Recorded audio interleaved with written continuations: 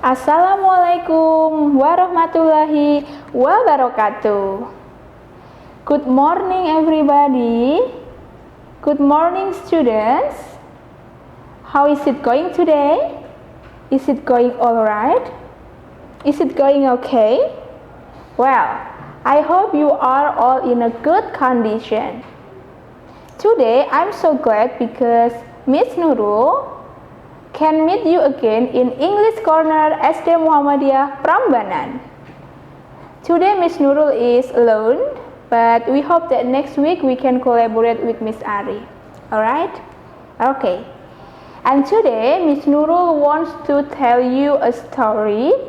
This is a short story. Have you ever heard a story about a lazy horse? Have you ever heard the title of the short story? A lazy horse? No? Well, I'll tell you the story.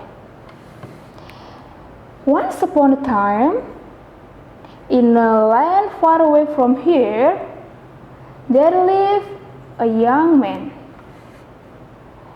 His profession is a trader. He trades salt from one town into the other town. The trader had a little horse, but the horse was very lazy horse. He was just sleeping, eating, sleeping and eating every day. He didn't move. He didn't do activity. Until one day, the trader said to the horse, "Come on, come here. Let's start to pack the load of the salt on your back. Start walking. Start crossing the bridge." And the horse replied, I'm so lazy, master. Why should I do this every day? I wish I could sleep throughout the day, but no, I couldn't do that. I have to bring the salt from one town into the other town, and I have to move. It's so boring activity.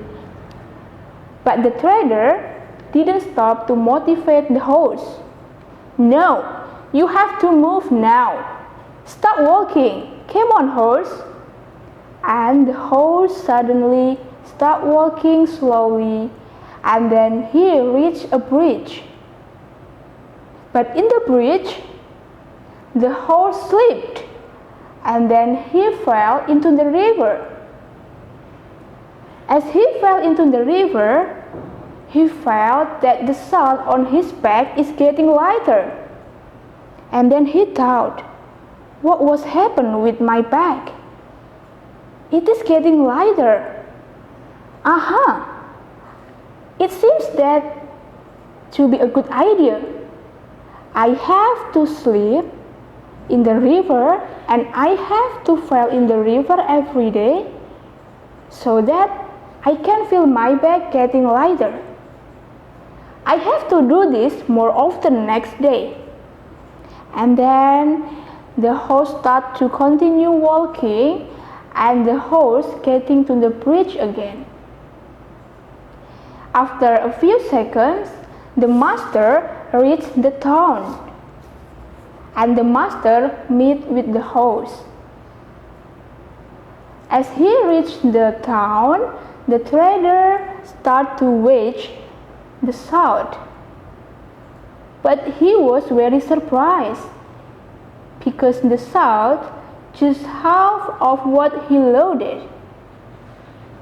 Thinking it might be his miscalculation, he sold the salt whatever was left. And then he returned to the house with the horse. In the next morning, he did the same activity.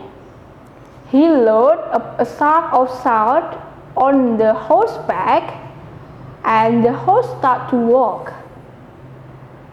The horse was walking enthusiastically.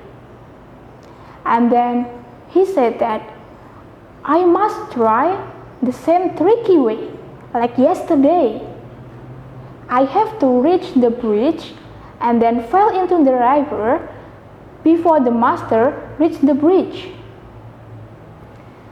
As the master reached the town, he started to wage the salt again. And he was really surprised. The shark started waging lesser every time.